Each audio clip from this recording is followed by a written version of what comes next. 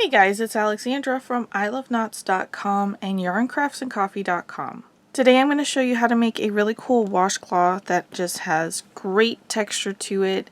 It's worked really easily, just alternating single crochets and treble crochets, and we get this really cool little nubby pattern. The fabric looks like the berry stitch, if you're familiar with that stitch pattern, but I've modified it in this way so that the texture keeps its shape. I find with the berry stitch, the little pebbles, that's what I call them, the little pebbles start to go flat, they lose their shaping. So this way, when you work from the back side, you do a single crochet and then a treble crochet and a single crochet, it pushes that fabric outward to create this texture when it brings it down to the same level as the single crochet stitch. So this is my Little Pebbles washcloth. The two at the top are going to be the worsted weight version, and the tan color down here is the sport weight version. This is part of my 2024 mystery washcloth crochet along that I'm hosting on my EyeLoveKnots blog. So I'll pop the link down in the description box for that, as well as the link to the very first design. This is the second design. Today's tutorial is going to be showing how to do it in the worsted weight version. If you'd like to do it in the sport weight version, you'll find the link to this tutorial in the description box as well. You're going to need some worsted weight number 4 cotton yarn. I'm using a yarn called Queensland Coastal Cotton. It's a 100% cotton yarn. It is color fast and it comes in so many great colors. I am loving working with it, and I am selling it in my Yarn Crafts and Coffee shop, both online and in person inside America's Antique Mall in Melbourne, Florida. This yarn is somewhere in between working with WeCrochet Dishie and Lily Sugar and Cream as far as thickness goes. And ever since I stopped working with Lily Sugar and Cream, I've been missing the thickness and the texture that that yarn gives. So I'm really happy that I found this yarn to work with. It's a little bit softer, but it still has really great shape and it's really easy to work with. Together with this worsted weight yarn, you're going to want to have an H8 5mm crochet hook. I got this one from Sienna's Boutique on Etsy. It is one of my favorites. I'll link it in the description box for you. But since gauge is not essential for this project, the finished size is not essential. If you're more comfortable with a slightly smaller or slightly larger hook, go ahead and work with whatever's the most comfortable for you. One tool that you might find really helpful to have is a pair of jewelry pliers, and this is going to help you when you're weaving in your end if the end is a little bit tough to work into. This yarn is really soft, so it is easier to work into, but as I was weaving in on this worsted weight yarn, maybe just the texture pattern made it a little bit tougher to work into. So you can grab the end of your needle after you push it through your fabric and then use this to pull it through, and then set it down and pull it through the rest of the way with your finger. It's really going to save that inside part of your thumb if you're working with a tough yarn. As I mentioned, gauge is not essential for this project, so you do not have to take gauge. I will provide gauge measurements down in the description box for you, and they are going to be measured in pattern from the back side of the work. I'll also be providing you measurements of what your washcloth should be measuring before adding the border, because after working about 6 rows, you'll have a good idea of what the width measurement is going to be. And you can easily adjust this by working more stitches or less stitches to adjust the width, or less rows or more rows to adjust the height. I'm going to show you 2 ways to finish off, one as a simple square and one with a hanging loop. You can decide which you'd like to do. Let's go ahead and get started. We're going to start with a slip knot, so I've pulled the yarn over my fingers here, wrap it around my index finger 2 times, hold the tension with my thumb and my middle finger, then I'll pull the loop on the left up over the other one but not off my finger, then I'll go to the one on the left now, pull it up over the other one and off my finger. Grab my crochet hook, insert it into the loop on my finger and pull it off. Then I'll hold the working yarn in my right hand and the short tail end in my left. I'm going to pull that so this knot will go to normal tension. We're going to start with a chain. To chain, we yarn over and pull through the loop on our hook. Yarn over, pull through the loop on our hook, yarn over, pull through the loop on our hook. Each time we do that, we get one of these V shapes here. We don't count the loop on our hook. We have 1, 2, 3 chains. Now I'm going to put up a chart that's going to show how many chains you're going to want to have depending on the size that you're working. The number of stitches that you're going to have is going to be equal to 1 less than the number of chains that you have. So if you have a chain 12, you're going to have 11 stitches. If you decide to adjust this at all, you're going to want to make sure that you start with an even number of chains so that you get an odd number of stitches. Once we have all our chains complete, we're going to single crochet into the second chain from the hook. So again, we don't count the loop that's on our hook. There's our first chain and our second chain. Right in the center of that second chain, that's where we're going to work a single crochet. So I'll insert my hook in the center of it, yarn over, and pull through. I have 2 loops on my hook, yarn over, and pull through both loops. And that completes our single crochet. Now we're going to treble crochet into the next stitch. That's also called a triple crochet. Yarn over 2 times, so there are 3 loops on your hook. Insert your hook into the center of the chain, yarn over and pull through. There are now 4 loops on your hook. Yarn over, pull through 2 loops, yarn over, pull through 2 loops, yarn over, pull through 2 loops. That completes our treble crochet, and to get it to the same height as that single crochet and have it pop out to create that texture, we single crochet into the stitch after it. So insert your hook right into the center of the next chain, yarn over and pull through, 2 loops on your hook, yarn over and pull through both loops. I'll pull up a loop here really quick, and now that treble crochet is going to pop out here and it's going to create that little bobble that we have on the front. It's a little bit hard to see now because we just have that one, but as you keep building and adding the rows, the texture is really going to come together. So throughout the whole entire pattern, when you're working this row, you're going to be working a single crochet followed by a treble crochet, and then repeat single crochet, treble crochet, all the way until you get to the end, and you always finish with a single crochet. So right now we have single crochet, treble crochet, single crochet. We're going to work a treble crochet in that next chain, yarn over 2 times, insert your hook right in the center of that chain, yarn over and pull through, 4 loops on your hook, yarn over, pull through 2 loops, yarn over, pull through 2 loops, yarn over, pull through 2 loops. Single crochet into the next chain, insert right into the center, yarn over and pull through, 2 loops on your hook, yarn over and pull through both loops, treble crochet into the next stitch, yarn over 2 times, there are 3 loops on your hook, insert right into the center of the chain, yarn over and pull through, 4 loops now, yarn over, pull through 2 loops. Before I continue, as I move up, I do like to hold on to the part of the stitch I just finished so that it doesn't pull up on the initial loop from my hook. So I just finished the yarn over and pull through 2 loops. Now I'm going to move my fingers from the bottom chain up to the first part there. Yarn over, pull through 2 loops. Hold on to the fabric here in my right hand so I can move my left hand up a little bit more, and then yarn over and pull through 2 loops. That way these loops are even in size. Otherwise this initial loop will just start to get larger and then it'll make your fabric look messy. So if this stitch starts to pull out of shape, then I recommend pulling out your fabric and reworking the stitch. So if that loop was way too long, then I would just pull my hook out, pull out on that last stitch, and then reinsert my hook into the loop and rework that treble crochet again.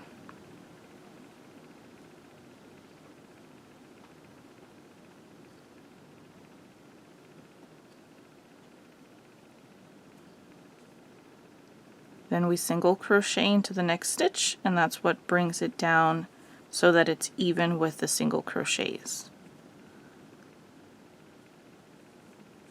Continue working in pattern all the way to the end.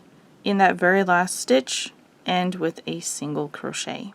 Now that I've reached the end of my row, if you'd like to count your stitches, you look to the V shapes here that are on the back side. That's going to be the easiest side to see them from.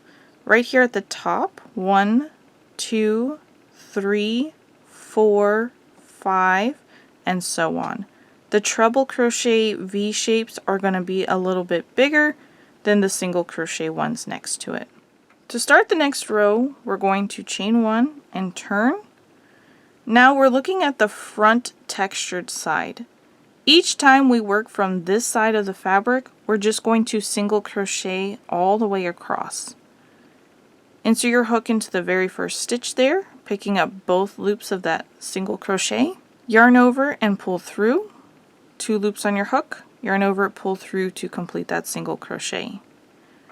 Then you'll insert into the next stitch, which is a treble crochet, and the stitch sort of falls to the back.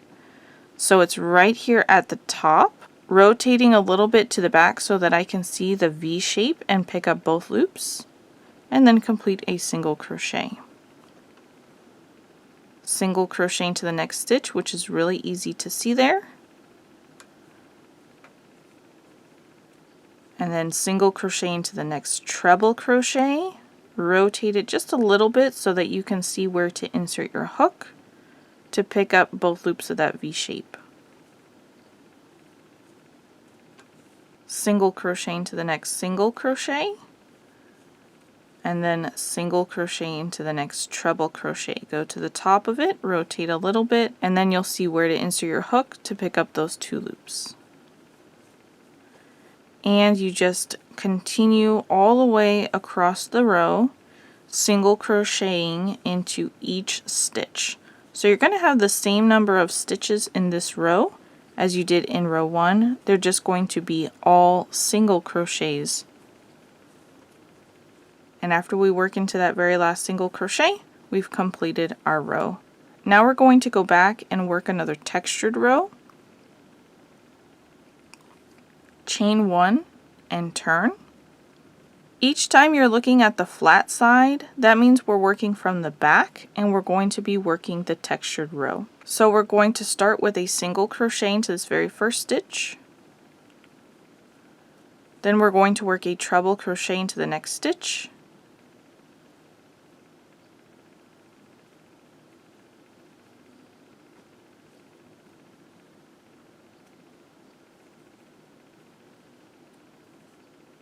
Now you see that my stitch has pulled out kind of long there. I don't like that, so I'm going to rework that one. Pull it a little bit tighter.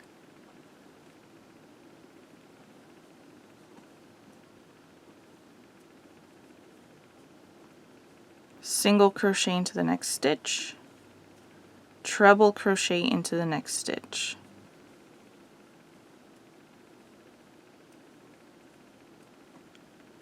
Single crochet into the next stitch, treble crochet into the next stitch.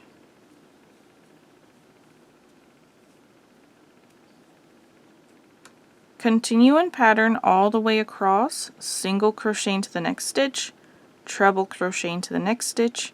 When you get to the end of the row, you will end with a single crochet in that very last stitch. Once we have all our stitches complete here, we're ready to chain 1 and turn. And now we're looking at the textured side, so that means we're going to be working a row of single crochet. Single crochet into the first stitch, and then single crochet into each stitch all the way across, the same way as we did before, ending with a single crochet in the last single crochet. And this is how our repeat is going to continue. So after we single crochet all the way across, we'll chain 1 and turn, and we'll be looking at the flat side or the back side, which means that we know we're going to work a textured row after that, which is single crochet in the first stitch, treble crochet in the next stitch, single crochet in the next stitch, treble crochet in the next stitch, all the way across, working a single crochet in the very last stitch. Then you'll chain 1 and turn, and you'll be on the textured side again, which means that you are single crocheting into each stitch all the way across. Now I've completed 6 rows here. Down here at the bottom, the textured row, that is row 1. And above that, we can see another textured row. We know that that is worked from the same side, so that is row 3. And then there's a small row here in the middle, that is row 2, where we just worked those single crochets. The easiest way to count your rows is going to be looking for the textured rows, so then you can count 1, 3, 5, 7, and so on. At the end of this project, we're going to be ending on a textured row, which is going to be an odd row, and it's going to be from the back side, so that we can turn and work our border from the right side. After about 6 rows, you can lay this flat, measure from the edge of the left side all the way across to the edge of the right side, and you'll have a pretty good idea of the finished width. We will be adding a border, so you'll want to take that into consideration.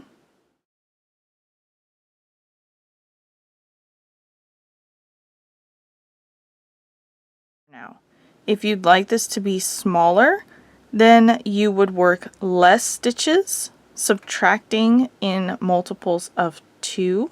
If you would like it to be larger, then you would add chains in multiples of 2. And it's in multiples of 2 right now because we already have an established chain.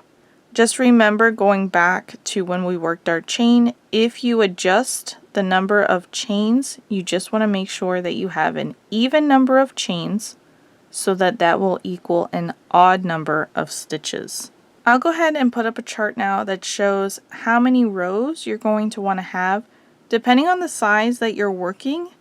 And if you want to change this, you can adjust by working less rows or more rows. Just making sure to end on an odd row, which is going to be the flat back side, so that we can work our border from the front side. Now that our washcloth is as tall as we want it to be, we're going to go ahead and do the border.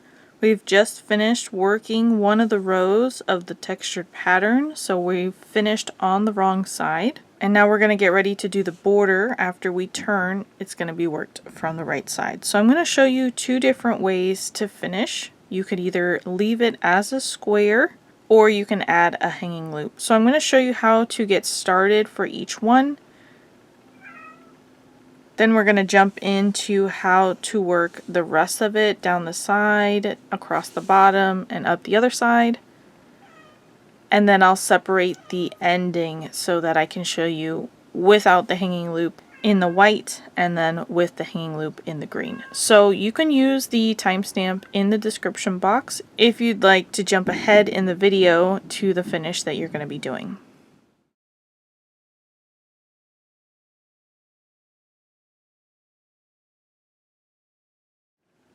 So for a washcloth without a hanging loop, just a simple square, we're going to start with a chain 1 and turn. We're going to single crochet into this very first stitch and then continue to single crochet into each stitch all the way across the row there, just like we've been doing in pattern. And once we get to the very last stitch, we're going to increase in there for our first corner. To add a hanging loop, we're going to start with a chain 6. And now we're going to slip stitch to the top of that very last stitch. So I'm going to swing my hook around to the left of the chain, and then I'm going to insert it into that stitch,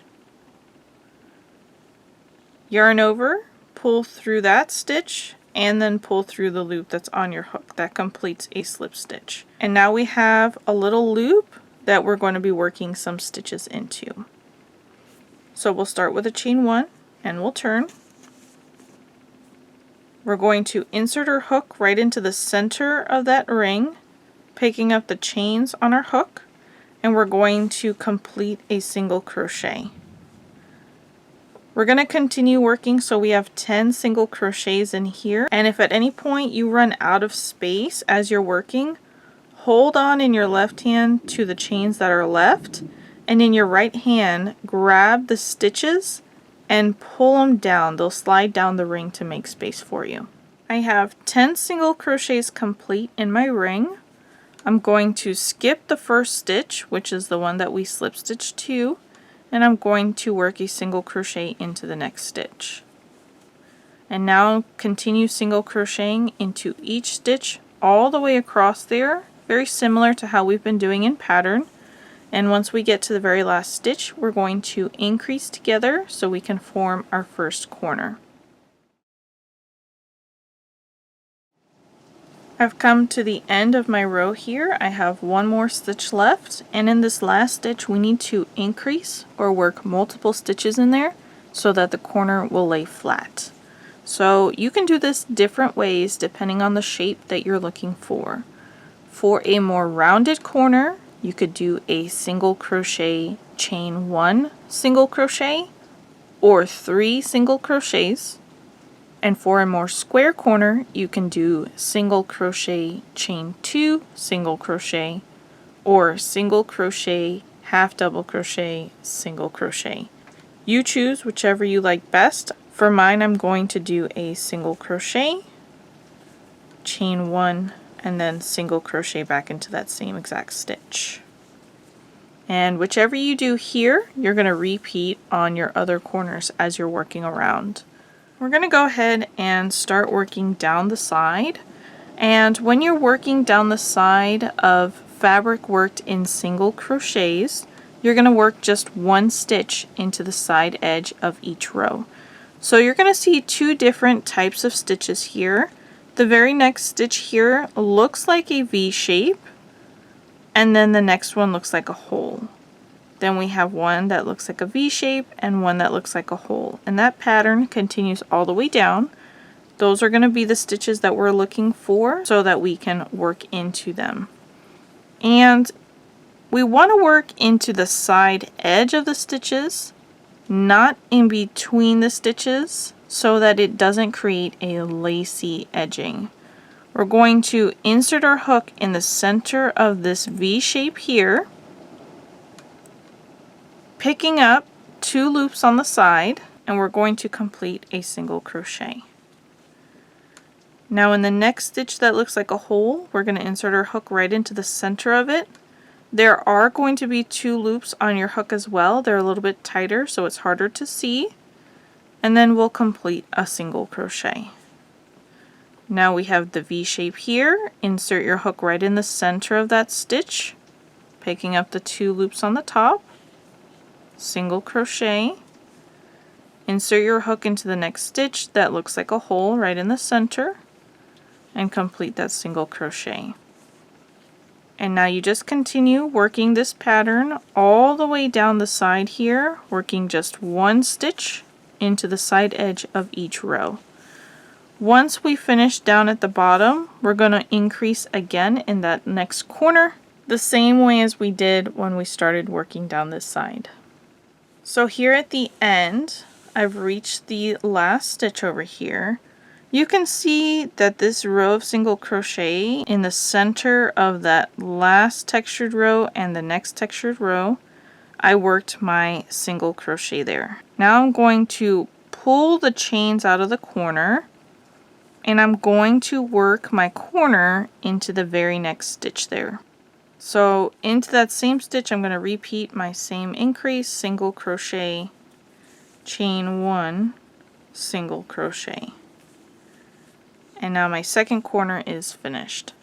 Now we're going to work on the opposite side of the foundation chain there at the bottom. This way is worked very similar to working along the top. You may need to bring the stitches forward so you can see the chains a little bit better. But the next chain here, I'm going to insert right into the center of it and complete a single crochet. The next one's easier to see, right in the center of the chain, and complete a single crochet. Then I'll pull that stitch forward, insert right into the center of the chain, complete a single crochet, The next one's a lot easier to see, right in the center of the chain, and complete a single crochet. And I'm just going to continue going all the way across here, working 1 single crochet into each stitch. I've reached the end of this bottom edge. I have 1 more stitch left in that last stitch, which is my corner stitch. Single crochet, chain 1, single crochet. And this stitch might open up because the slip knot is not secured yet. So if it does, just hold on to the fabric in between your fingers on your right hand and pull the tail end with your left, and it'll close that hole back up. And we'll secure that in a few when we weave in our ends. Now we're going to work up the other side to come back to the beginning. And this is worked very similar to the other side. The stitches look a little bit different because we're looking at the back side of them. But you're going to see that you have a V shape there, and then a hole. A V shape and a hole. And the V shape here has the back bump facing, so you will notice it looks different. But you're going to insert your hook right into the center of that the same way, picking up the 2 loops. And then for this hole, you insert right in the center of the hole. And that's going to have 2 loops as well, but they'll be tighter together. So this very next stitch is going to go right into the side edge of that V shape, right in the center of the stitch, picking up those 2 loops there, and complete a single crochet. And the next one right into the center of the hole, there's still 2 loops there, complete a single crochet. Right into the center of the next stitch,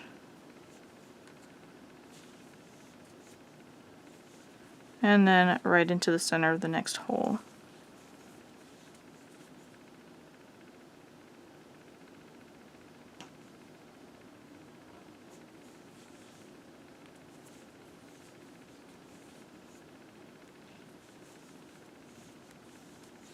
And continue with that all the way up back to the beginning.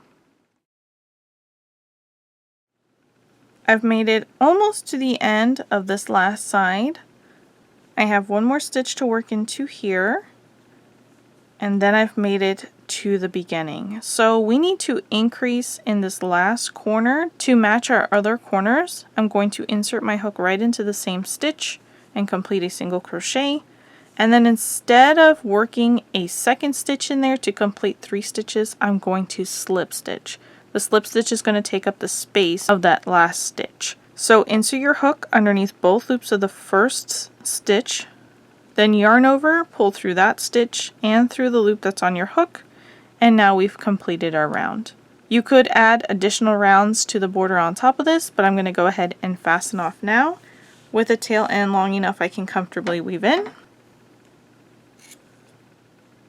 Then I'll pull on this loop to break it. I like to bring it to the wrong side, so I'll insert from the back to the front in that same stitch I slip stitch to, then yarn over with the tail end and pull it to the back. Now I'm going to grab my tapestry needle and weave in my ends. Alrighty, I've made it almost to the end of this last side. I've just worked into the last stitch here that looks like a V shape. We have a hole, and then we have our first stitch.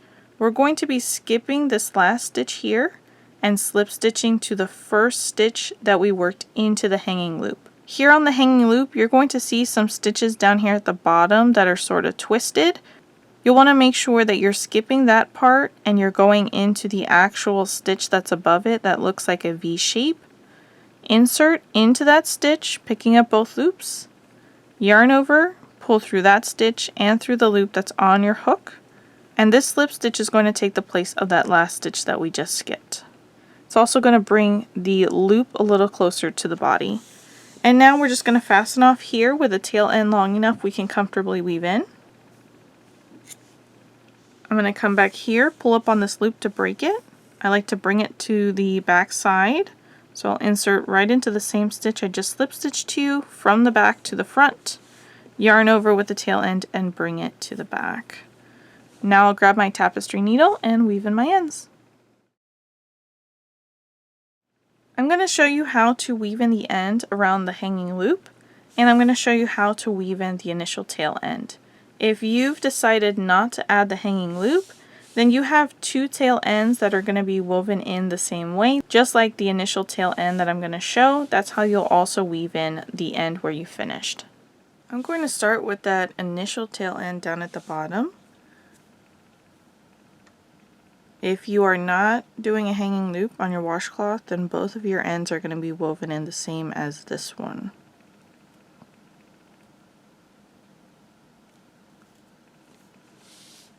I'm going to be weaving into the bulkiness of the border, and I'm going to do it vertically here. Instead of picking up the whole entire stitch on my needle, when I enter and when I exit, I break that stitch in half, just so that it will capture my yarn a little bit better. So I'm going to insert into a nearby stitch, breaking it in half. I'm going to run vertically through several stitches there along the border. Working into these stitches is going to hide this end a little bit better too. When I come out my very last stitch over here, I am going to break it in half as well. Then I'll hold onto the fabric in between my fingers, pull that needle through, give it a tug. Then I'll come back here to the bottom and I'll manipulate the fabric if I need to, if the fabric has bunched up. We want it to lay naturally and not distort the shaping. Then I'm going to rotate this so I can work back in the same direction I just came, inserting into a nearby stitch, breaking it in half, and then running under several of those same stitches,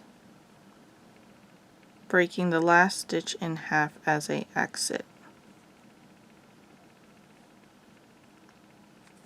Hold on to the fabric in between my fingers, pull that needle through, give it a tug, come back and manipulate the fabric if I need to. I like to do 3 passes, that's my magic number, but if you feel comfortable after 2, you can go ahead and fasten off. If you feel like you need to work a 4th one, you can go ahead and do that too. Into a nearby stitch here to break it in half, back up through several stitches, breaking the last stitch in half when I exit. Hold on to the fabric in between my fingers, pull it through, give it a tug, and then manipulate the fabric. Once you're happy with it, you can go ahead and fasten off.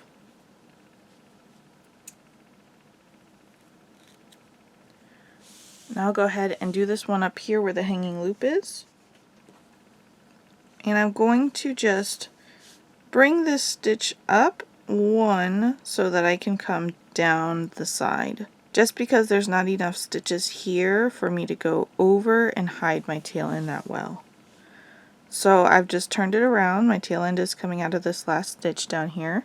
I'm just going to bring it into that stitch to the left, breaking it in half.